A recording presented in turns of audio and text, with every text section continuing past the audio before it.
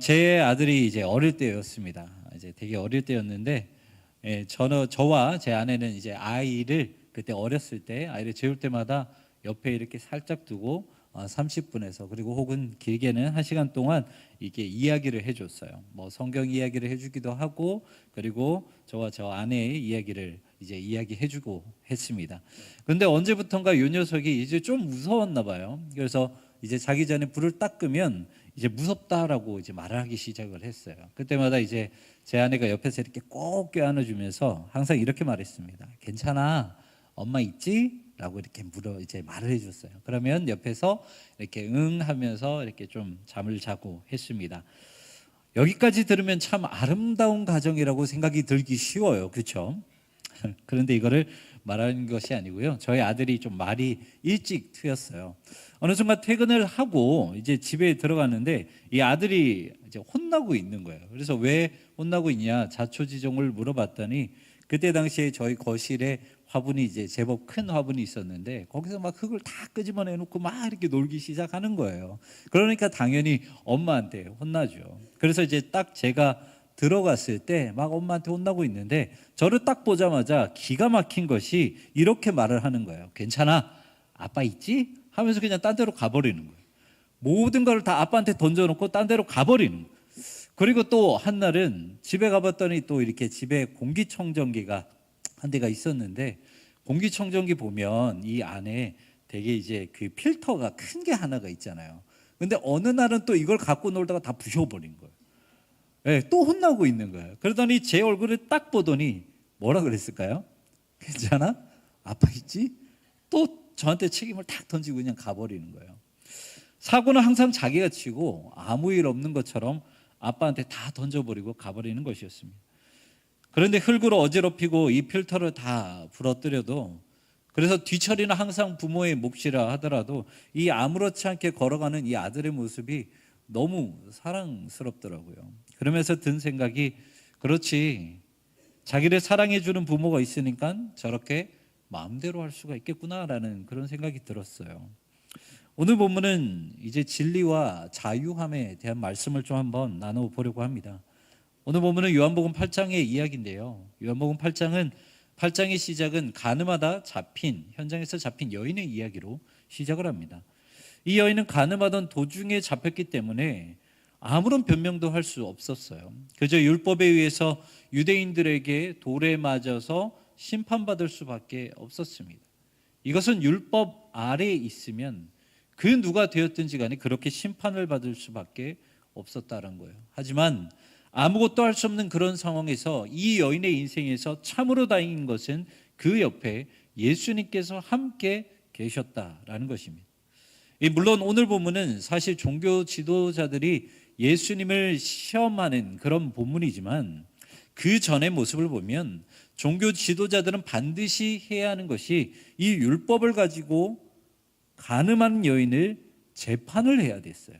정죄하고 심판해야 하는 것이 그들의 의무였습니다. 하지만 예수님은 율법으로 결박당한 이 여인을 오히려 율법으로 자유하게 하셨다라는 것이죠. 요한복음 8장 7절 말씀입니다. 그들이 묻기를 마지 아니하는지라 이에 일어나 이르시되 너희 중에 죄 없는 자가 먼저 돌로 치라 하시고, 예수님은 먼저 여인들 주변에 둘러싸고 있는 수많은 유대인들 앞에 이렇게 말씀하십니다. 너희 중에 죄 없는 사람만 이 여인에게 돌을 던져라. 이 여인은 간음하다 걸렸기 때문에 분명한 죄인입니다. 하지만 어떻게 죄를 지은 사람이 또 다른 죄인을 정죄하고 심판할 수 있겠습니까? 그러지는 못한다는 것이죠.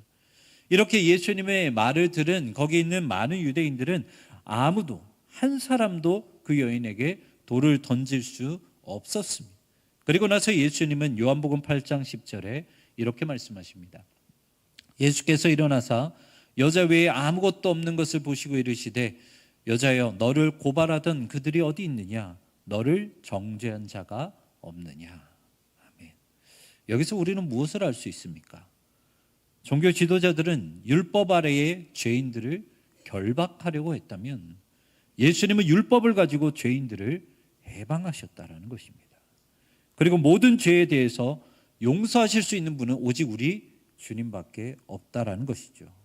다시 말해 우리는 오직 주님 안에서만, 주님 곁에서만 자유함을 누릴 수 있다는 것입니다. 요한복음 10장 12절에 이렇게 기록하고 있습니다. 예수께서 또 말씀하여 이르시되 나는 세상의 빛이니 나를 따르는 자는 어둠에 다니지 아니하고 생명의 빛을 얻으리라. 아멘. 성경은요, 주님께서 분명히 이 땅 가운데 빛으로 오셨다라고 말씀하고 있습니다. 그래서 주님을 따르기만 하면 어둠 가운데 다니지 않고 빛 가운데 다닐 수 있게 될 것이라 말씀하셨죠. 그런데 그 어둠이 아무리 칠흑 같은 어둠이라 할지라도 빛 대신 주님께서 우리와 함께 하신다면, 심지어 그 빛을 거부한다 할지라도 그의 인생은 빛된 인생이 될 수밖에 없다는 것입니다. 여러분, 가늠한 여인을 한번 보세요. 이 여인은요, 어둠밖에 없는 인생이었어요. 가늠하면서 먹고 살아야 하는 그의 인생도 어둠이었고요, 싫든 좋든 몸을 팔면서 남자를 만나야 하는 그의 인생도 어둠이었고요, 아무리 억울해도 율법 때문에 돌 맞아 죽을 수밖에 없는 그의 인생도 어둠이었습니다. 한마디로 어둠투성이었던 사람이 바로 이 가늠한 여인이었다라는 거예요. 억울해도 소용없었다라는 것이죠. 하지만 그의 인생에 빛 대신 주님이 함께 계시니까, 진리이신 주님이 함께 하시니까 그의 인생이 어떻게 되었습니까? 모든 결박에서부터 해방되어 자유함을 얻었다는 것입니다. 그렇다면 예수 그리스도 안에서 누리는 자유가 무엇일까요?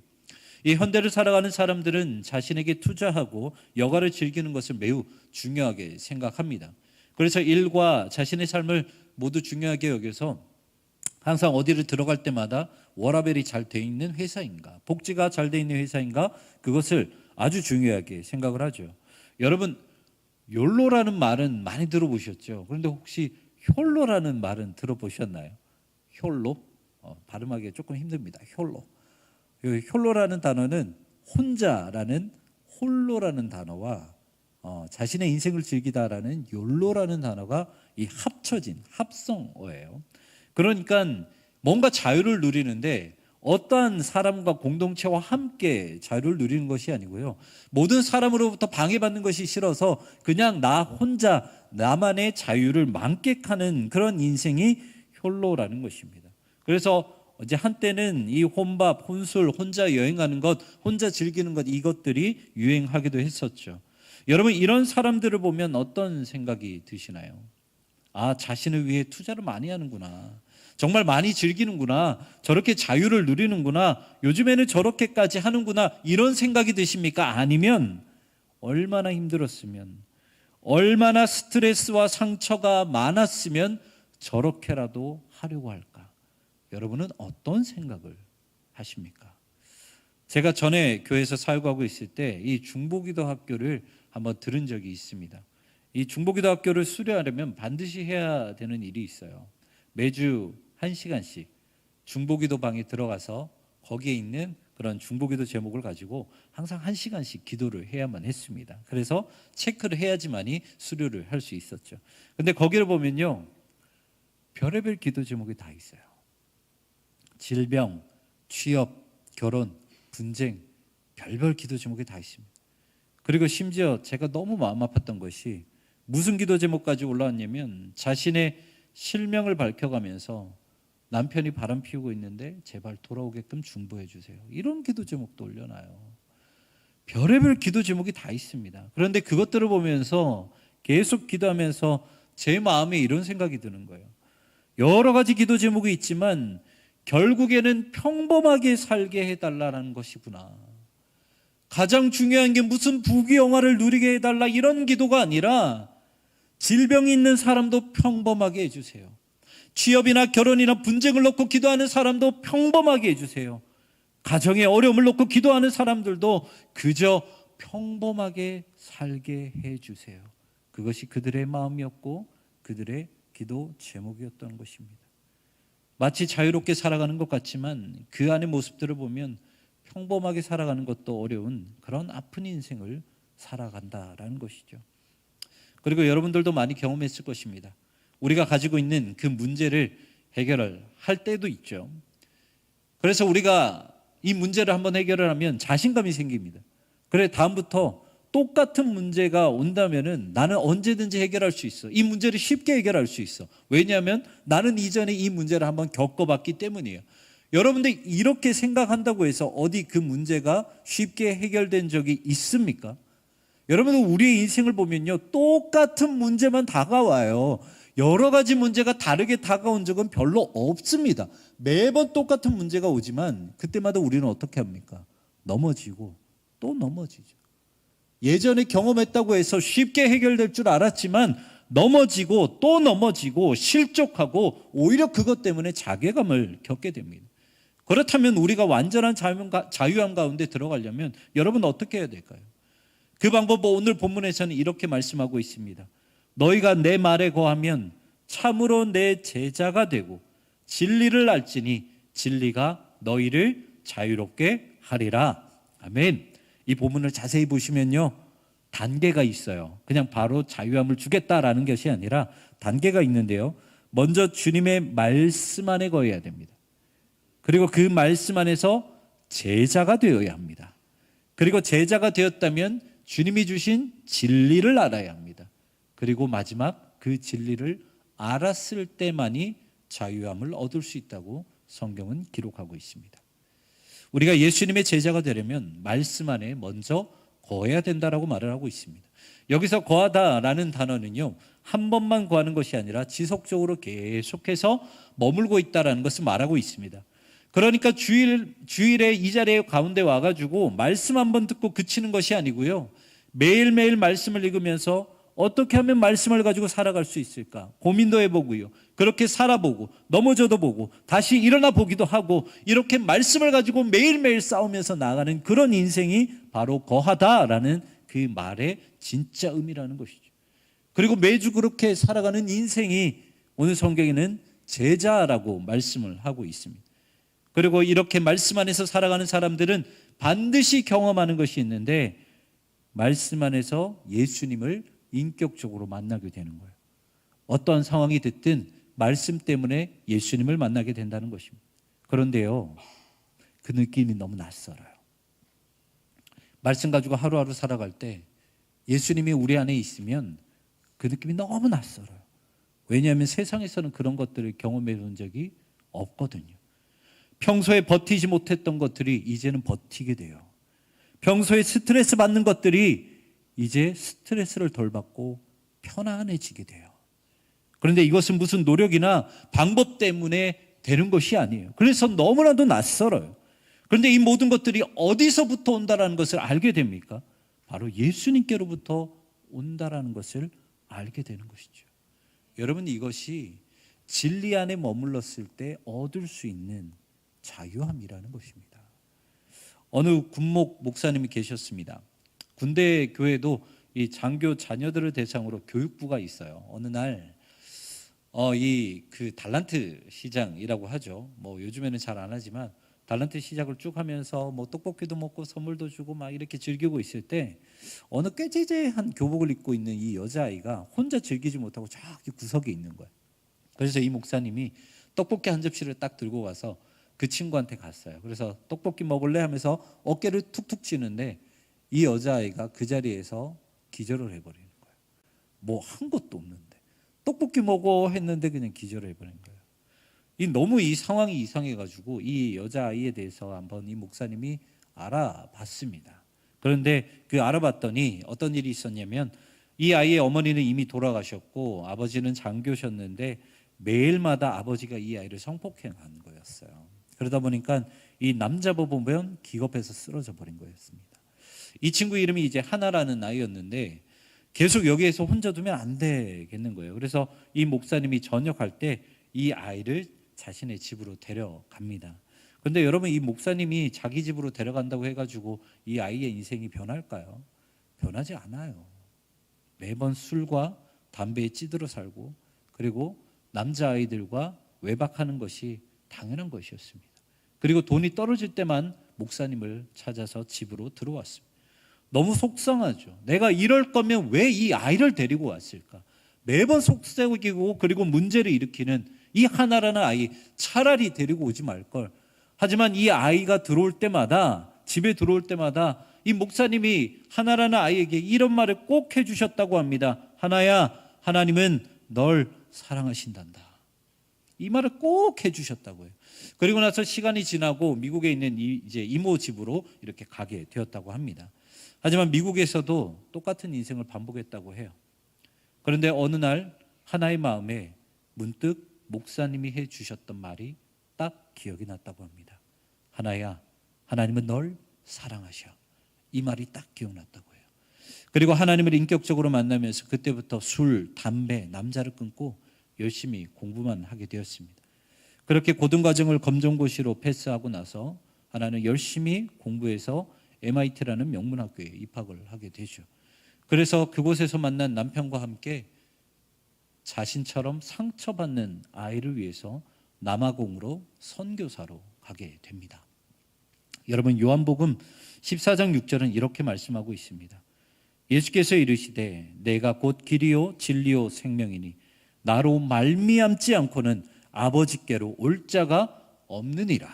아멘. 성경은 오직 예수님만이 길이요 진리요 생명이라고 말씀하십니다.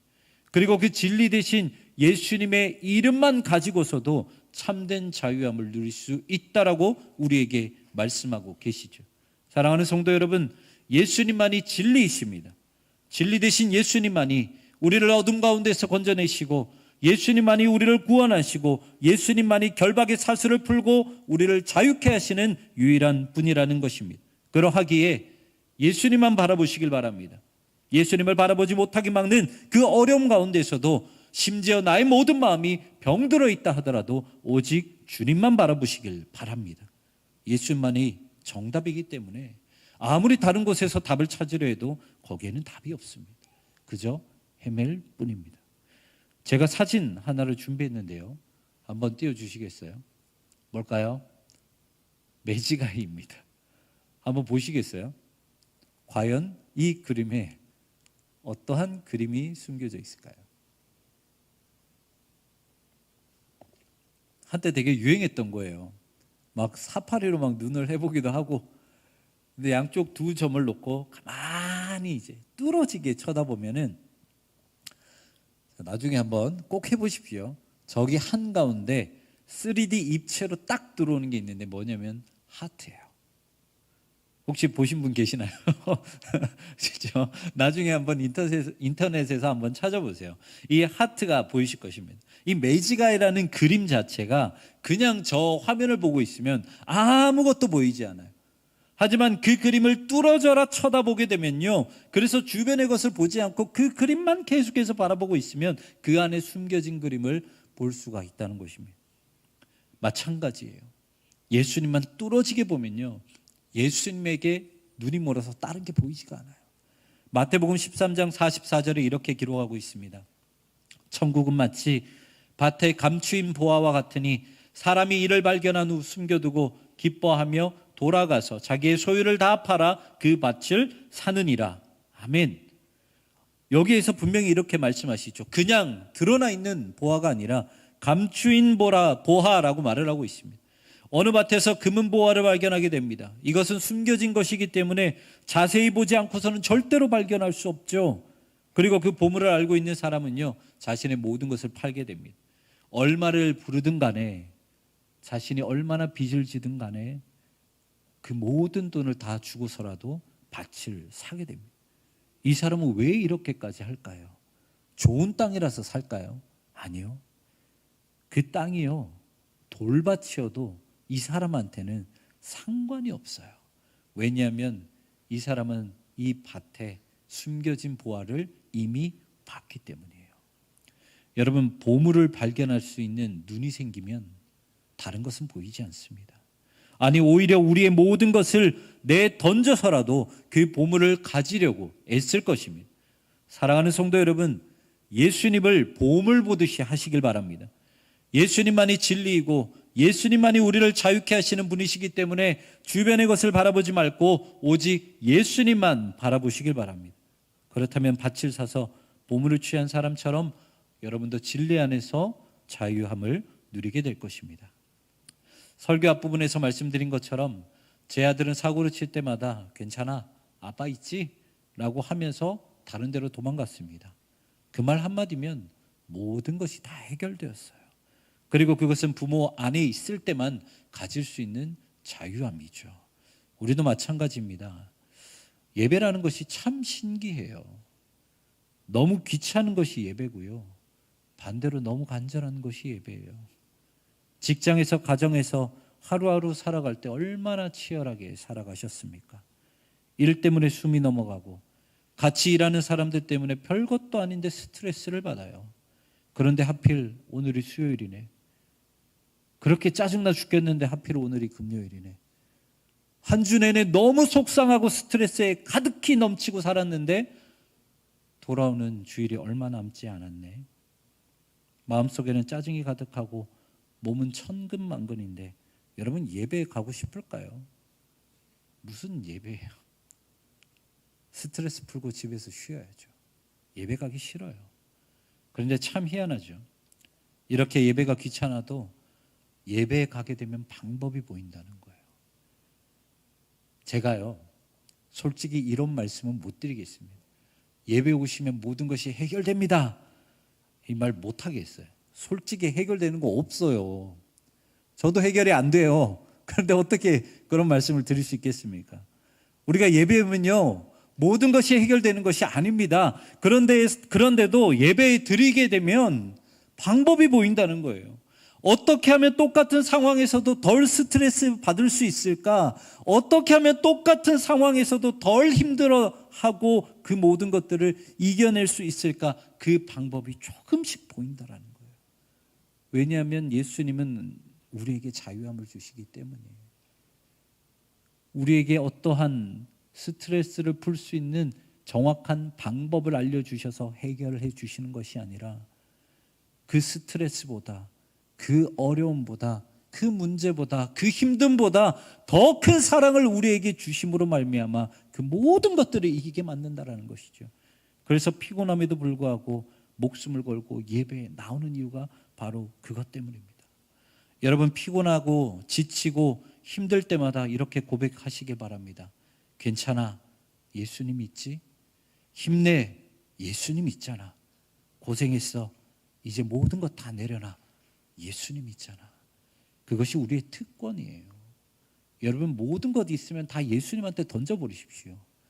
그리고 아들처럼 딸처럼 그냥 모른 척하고 넘어가십시오. 그 자유함은요 예배 안에서밖에 경험할 수가 없습니다. 성령이 오셨네라는 찬양의 2절의 가사를 보면 이렇게 고백합니다. 억눌린 자, 갇힌 자, 자유함이 없는 자, 피난처가 되시는 성령님 계시네. 주의 영이 계신 곳에 참 자유가 있다네. 진리의 영이신 성령님, 성령이 오셨네. 사랑하는 성도 여러분, 예수님만이 진리이십니다. 예수님 안에서만 자유함을 누릴 수 있습니다. 세상이 줄 수 없는 보물과도 같은 예수님, 그것을 날마다 간직하며 항상 자유함을 누리는 여러분 되시기를 주님의 이름으로 축원합니다. 아멘.